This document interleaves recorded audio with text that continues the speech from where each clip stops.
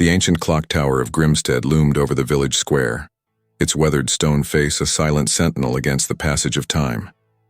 For as long as anyone could remember, its hands had remained frozen at midnight, a peculiar quirk that had become as much a part of the village's identity as the cobblestone streets and moss-covered buildings that surrounded it. Evelyn Cross stood at the base of the tower, her neck craned to take in its imposing height. The cool autumn air nipped at her cheeks, carrying with it the scent of decaying leaves and distant wood smoke. She had arrived in Grimstead only yesterday, seeking solace in this quiet corner of the world after the loss of her mother. As a watchmaker and antique clock enthusiast, the tower had immediately captured her attention. "Quite a sight, isn't it?" A gravelly voice spoke from behind her. Evelyn turned to find an elderly man leaning on a gnarled cane, his rheumy eyes fixed on the clock face above. "It is," she agreed. "I've never seen anything quite like it. Do you know why it doesn't work?" The old man's gaze shifted to her, a flicker of unease passing across his weathered features. "Some things are better left as they are, miss. That clock hasn't ticked in living memory, and if you ask me, that's for the best." Before Evelyn could press further, the man shuffled away, leaving her alone with the tower and her growing curiosity. She had come to Grimstead seeking peace, but now she felt a familiar spark of intrigue igniting within her. The mystery of the clock tower called to her, like the faint ticking of a timepiece just beyond the edge of hearing. As the days passed, Evelyn settled into her new home, a quaint cottage on the outskirts of the village. She unpacked her tools and the collection of antique clocks she had inherited from her mother, setting up a small workshop in the spare room. But even as she went through the motions of establishing her new life, her thoughts continually returned to the silent sentinel in the village square. She began to ask questions, gently probing the villagers for information about the tower's history. Most were reticent, offering little more than shrugs and vague murmurs about it being just how things are. But as Evelyn persisted, she began to piece together fragments of a story that seemed more legend than fact. The tower, she learned, had been built centuries ago by a man known only as the Clockmaker. He had appeared in the village one day, a stranger with wild eyes and nimble hands, carrying nothing but a bag of tools and a head full of grand ideas. Over the course of many years, he had labored on the tower, working day and night to construct a clock of unparalleled complexity and beauty. "They say he was obsessed with time," Mrs. Holloway, the village librarian, confided in a hushed tone one rainy afternoon. "Not just measuring it, mind you, but understanding it, controlling it even." Evelyn leaned forward, her eyes bright with interest. "And what happened to him?" Mrs. Holloway glanced nervously over her shoulder as if afraid of being overheard.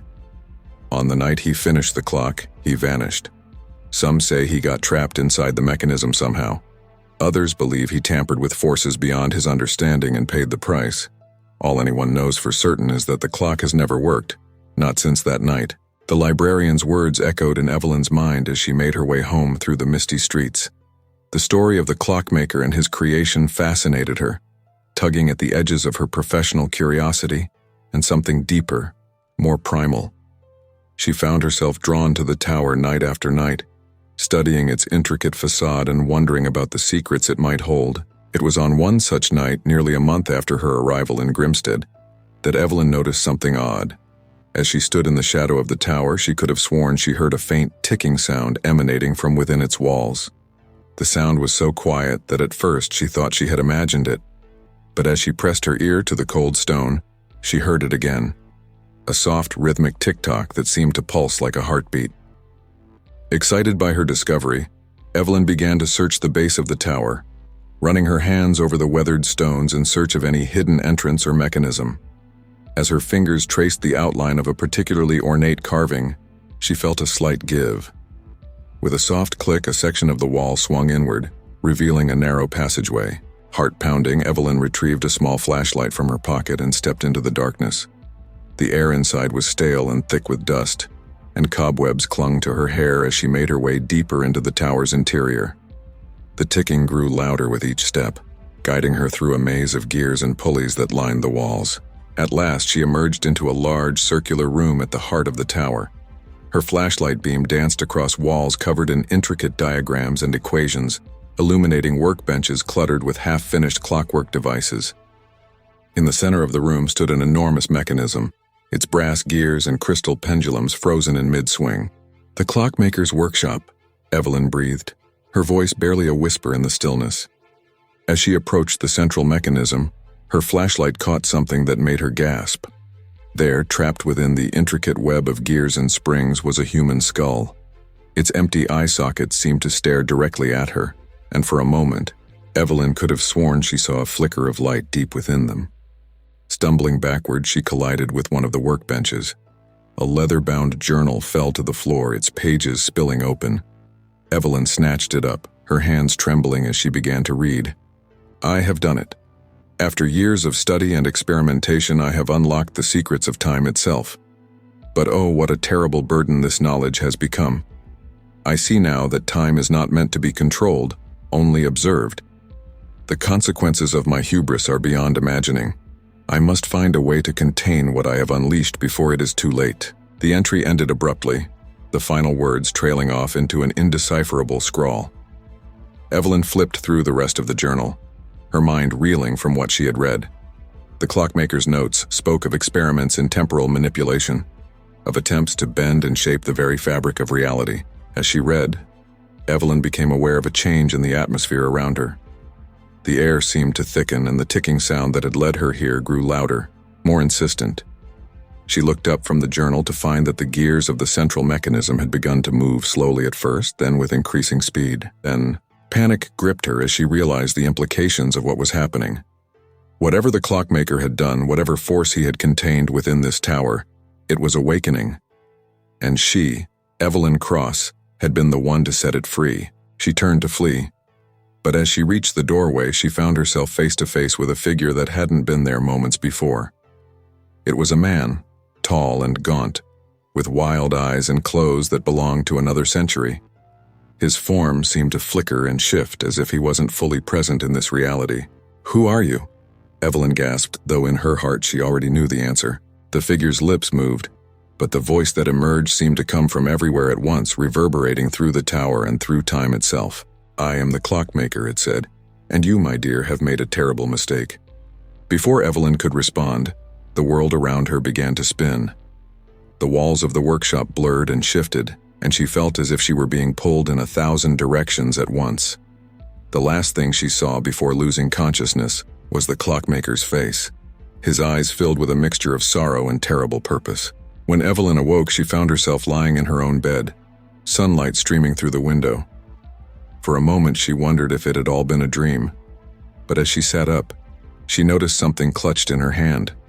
The Clockmaker's journal, its pages now blank save for a single sentence written in spidery script.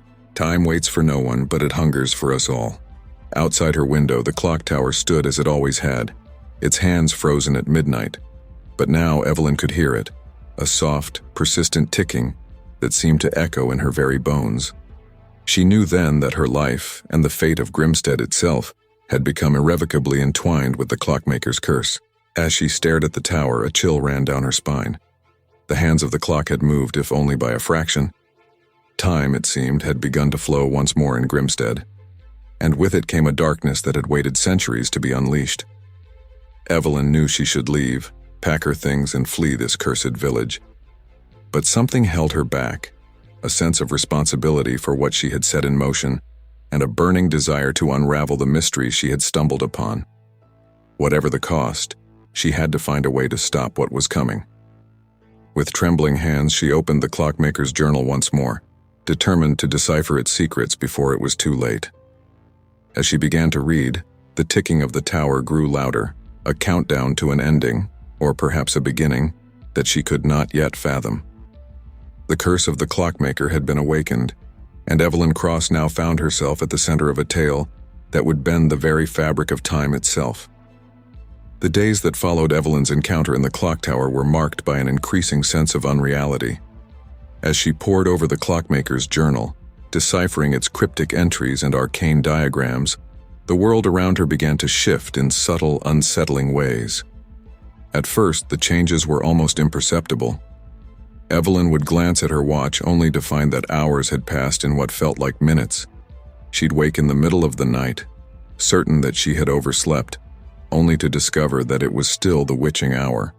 The villagers, too, seemed affected.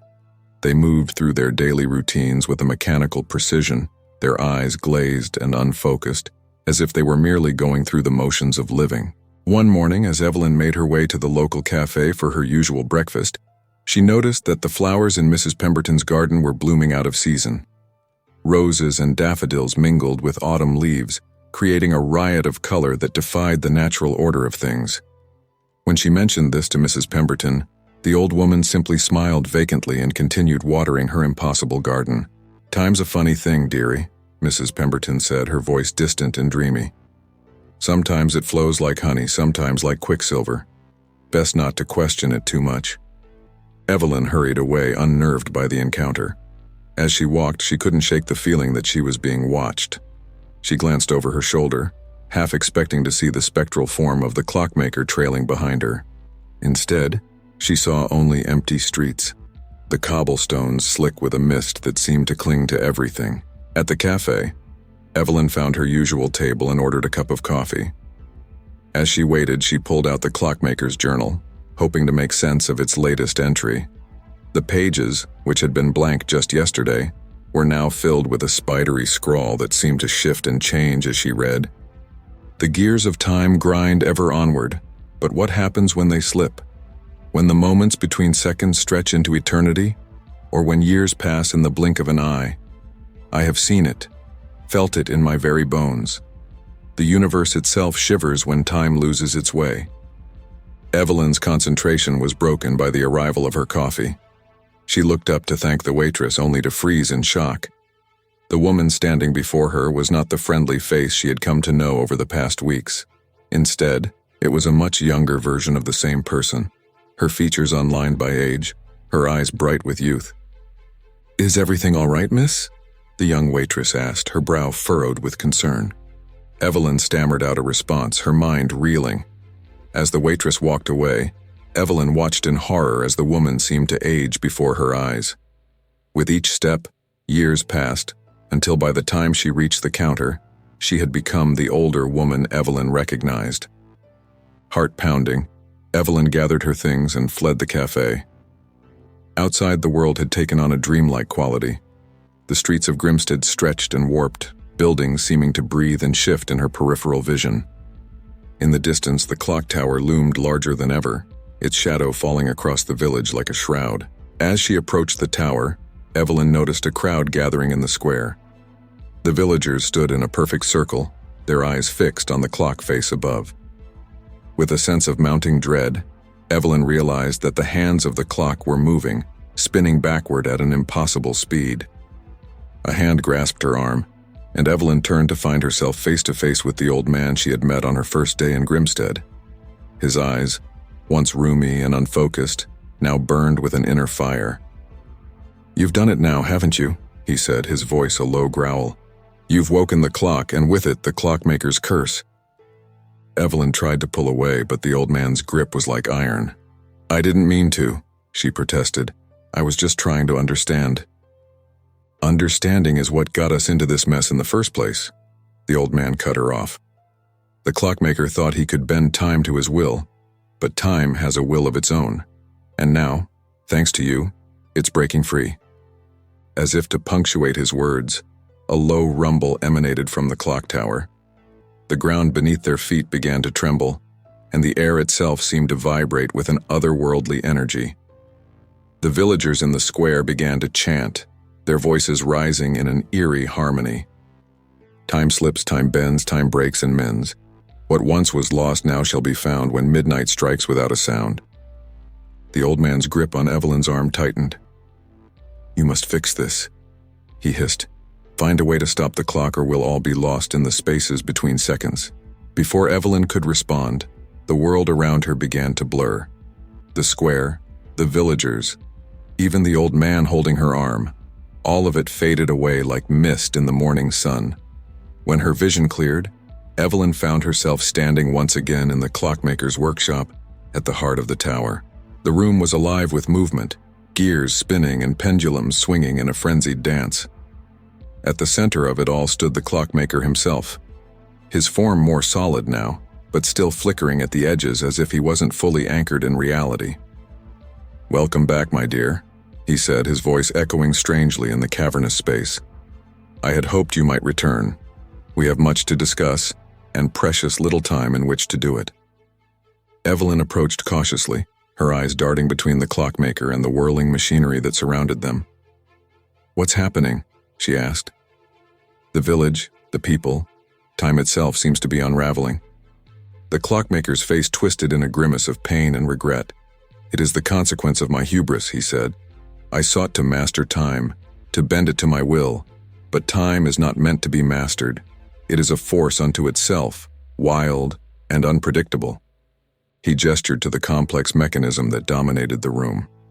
"This clock was meant to be my masterpiece, a device capable of manipulating the very fabric of reality. But I miscalculated. Instead of controlling time, I merely contained it, bottled it up like a tempest. And now, thanks to your interference, that tempest has been unleashed." Evelyn felt a surge of anger at his words. "My interference? I didn't ask for any of this. I just wanted to understand." "As did I," the Clockmaker interrupted, his voice softening. "The pursuit of knowledge is a noble thing, but it comes with great responsibility.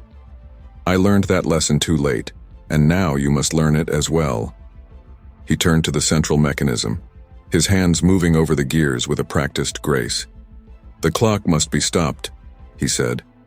"But to do so, we must first understand how it works. Are you willing to help me, Evelyn Cross? To right the wrong that I set in motion all those years ago?" Evelyn hesitated, aware that she was standing on the precipice of a decision that would change her life forever. But as she looked into the Clockmaker's eyes, she saw a reflection of her own curiosity, her own burning desire to unravel the mysteries of the universe.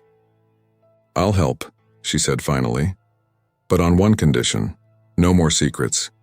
You tell me everything, every detail of what you did and how this clock works." The Clockmaker nodded solemnly. "Agreed, but I warn you, the knowledge you seek comes at a price. Once you understand the true nature of time, you can never go back to the blissful ignorance of a normal life." With that ominous warning hanging in the air, the Clockmaker began to explain the intricacies of his creation. Evelyn listened intently, her mind expanding to encompass concepts that defied conventional understanding. She learned of temporal nodes and chronological resonance, of the delicate balance between past, present, and future. As the Clockmaker spoke, the workshop around them seemed to come alive. Images flickered in the air, scenes from history, glimpses of possible futures, moments frozen in time like insects in amber. Evelyn saw the rise and fall of civilizations, the birth and death of stars, all in the span of heartbeats. "Time is not a river flowing in one direction," the Clockmaker explained, his voice taking on a hypnotic quality. "It is an ocean, vast and deep, with currents and eddies that can carry us to unexpected shores. My clock taps into that ocean, allowing us to navigate its waters, but in doing so, it risks disturbing the natural order of things." As Evelyn struggled to process this overwhelming influx of information, she became aware of a change in the atmosphere of the workshop.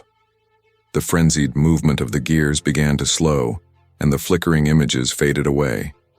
In their place, a heavy stillness descended as if the very air was holding its breath. The Clockmaker's expression grew grave. "We're running out of time," he said, the irony of his words not lost on either of them. "The clock is building towards a critical moment, a temporal convergence that could tear the very fabric of reality apart." He turned to Evelyn, his eyes blazing with an intensity that made her take a step back. "You must make a choice, Evelyn Cross. We can attempt to stop the clock, to seal away the power I unleashed. But doing so would mean trapping ourselves here, outside of time forever.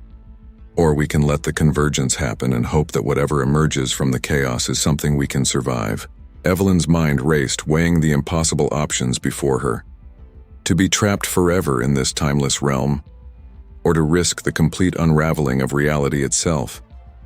As she struggled with the decision, she became aware of a sound cutting through the stillness of the workshop. The soft, insistent ticking of a clock. She turned, following the sound. and found herself face to face with a small, unassuming pocket watch resting on one of the workbenches.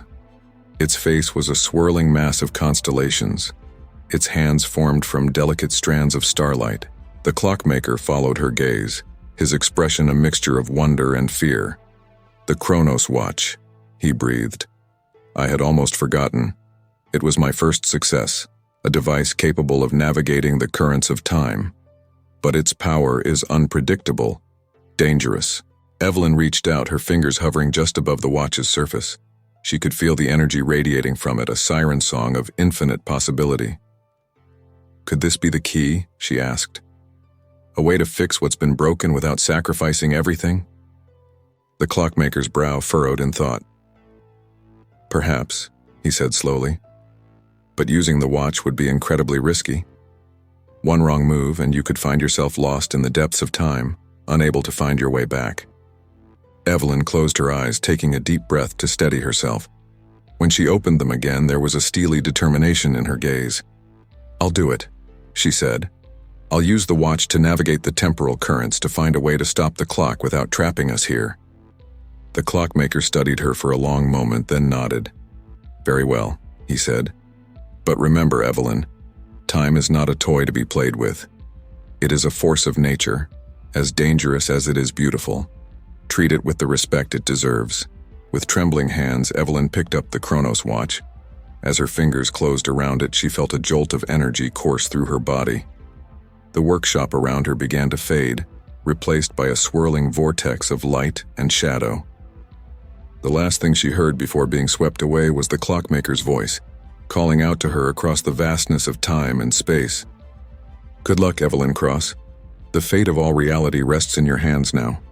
And with that, Evelyn plunged into the depths of time itself, the ticking of the Chronos watch guiding her way through the chaotic currents of eternity. As she tumbled through the void, images flashed before her eyes, moments from her own past, glimpses of possible futures, scenes from history both familiar and utterly alien. She saw the clock tower of Grimstead standing tall and proud, its hands moving in perfect synchronicity. She saw herself as a child, taking apart her first watch under her mother's patient guidance. She saw civilizations rise and fall in the blink of an eye, entire universes born and dying in less time than it takes to draw a breath. Through it all, Evelyn clung to her purpose, her mind focused on the task at hand. She had to find a way to stop the clockmaker's creation, to seal away its power without trapping herself and the clockmaker outside of time. But as she navigated the treacherous waters of temporal space, she began to realize that the solution might be more complex and more dangerous than she had ever imagined.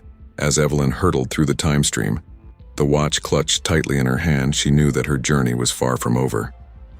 The true test still lay ahead, and the fate of all reality hung in the balance.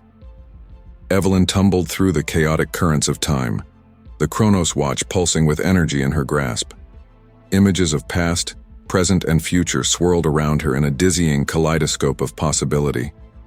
She saw countless versions of herself, of Grimstead, of the clock tower, each one a potential reality, a path not taken. As she struggled to maintain her focus amidst the temporal maelstrom, Evelyn became aware of a pattern emerging from the chaos. Like a sailor reading the stars, she began to discern the underlying structure of time itself.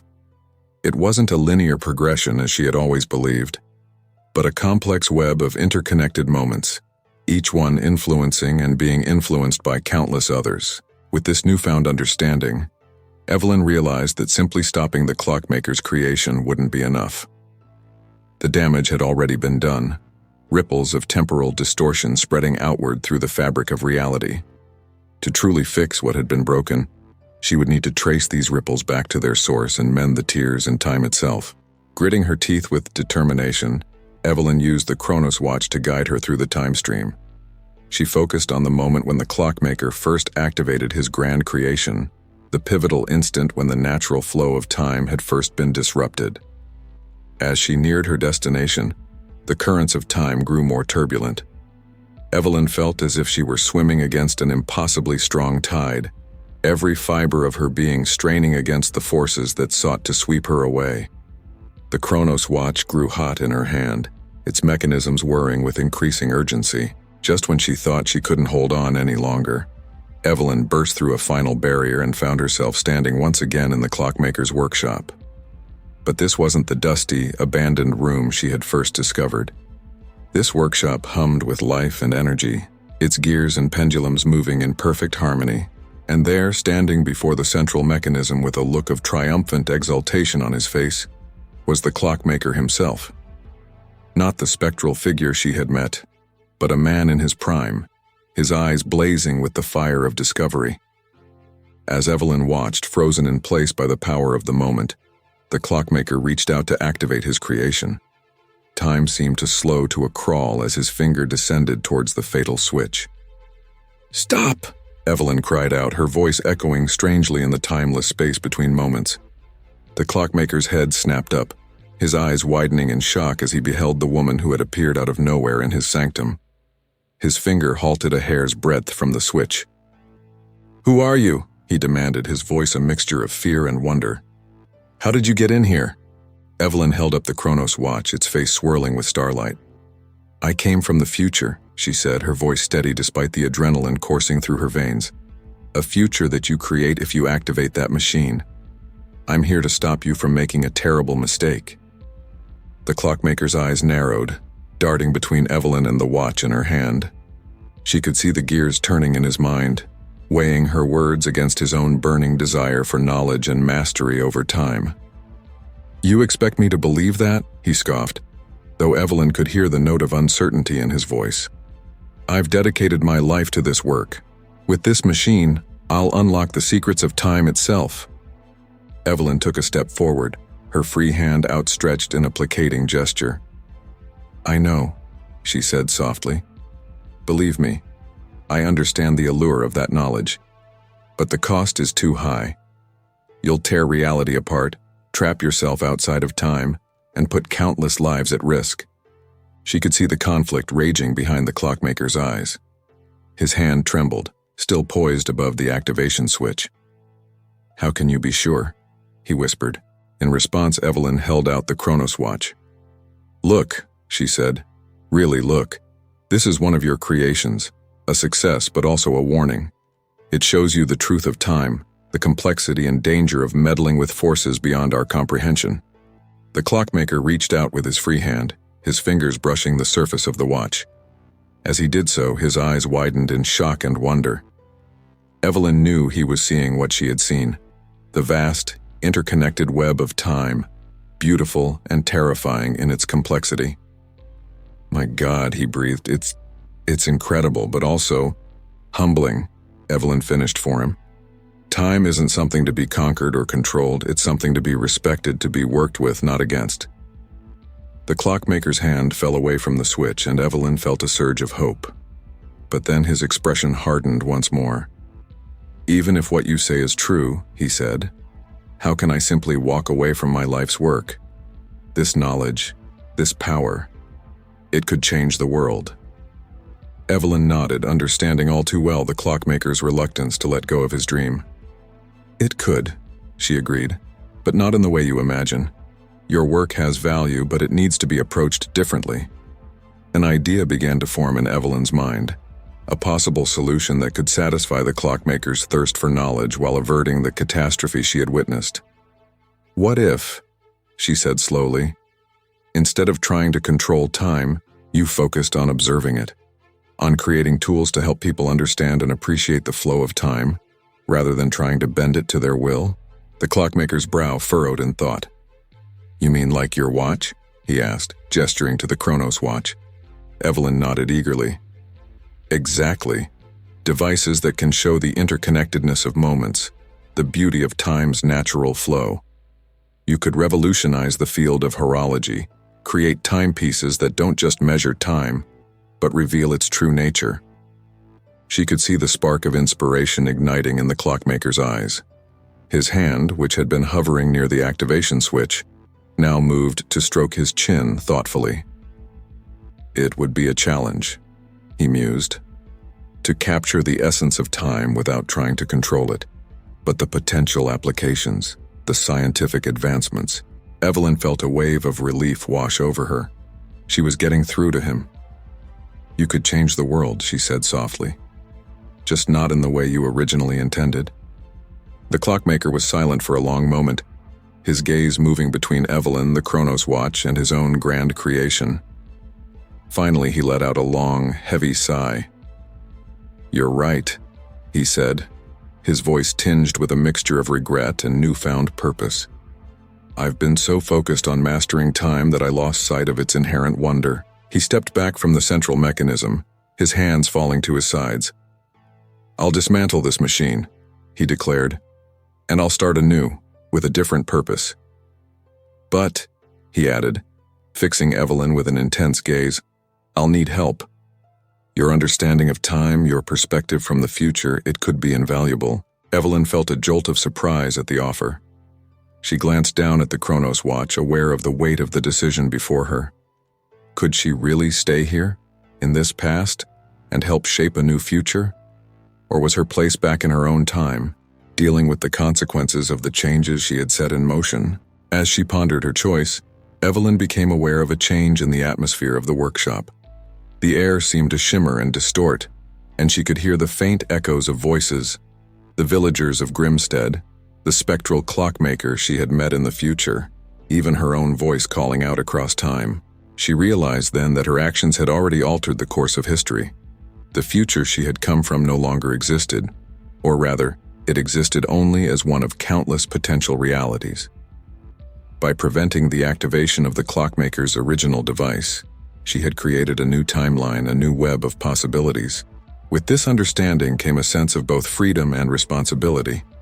Evelyn knew that whatever choice she made now would have far-reaching consequences, rippling out through time in ways she couldn't fully predict. Taking a deep breath, Evelyn made her decision. "I'll stay," she said, meeting the clockmaker's gaze with determination. "We'll work together to create a new legacy, one that honors the true nature of time." The clockmaker's face broke into a wide smile, the first genuine expression of joy Evelyn had seen from him. "Thank you," he said, extending his hand. "I look forward to our collaboration, Miss Cross," Evelyn supplied, taking his hand. "Evelyn Cross."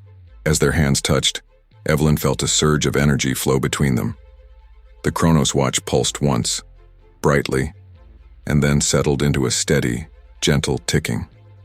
Around them, the workshop seemed to shift and change, the oppressive weight of the central mechanism fading away to be replaced by workbenches filled with half-finished watches and delicate tools. Together, Evelyn and the clockmaker turned to face their new future. They had much work ahead of them, dismantling the dangerous machine, developing new theories of temporal mechanics, creating devices that would revolutionize humanity's understanding of time. But as they began to discuss their plans, Evelyn felt a sense of rightness, of having found her true place in the vast tapestry of time. Years passed, or perhaps they didn't. In the workshop of Evelyn Cross and the man now known simply as the Watchmaker, time flowed in strange and wonderful ways. They created marvels together, watches that could show the interconnectedness of moments, clocks that revealed the ebb and flow of temporal currents, devices that allowed people to appreciate the true wonder of time's passage. The village of Grimstead flourished, becoming a hub of scientific discovery and horological innovation. The clock tower, once a looming threat, was transformed into a beacon of knowledge, its mechanism rebuilt to display the dance of time in all its intricate beauty. And what of the future Evelyn had left behind?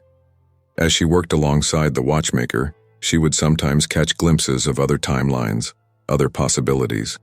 She saw versions of Grimstead where the clock tower remained frozen, versions where temporal chaos reigned. But more and more she saw futures bright with promise, where humanity's understanding of time led not to hubris and destruction, but to wisdom and harmony with the natural flow of the universe. One quiet evening, as Evelyn sat at her workbench putting the finishing touches on her latest creation, she felt a familiar tingle in the air. Looking up, she saw a shimmering in the center of the workshop, a window opening between moments.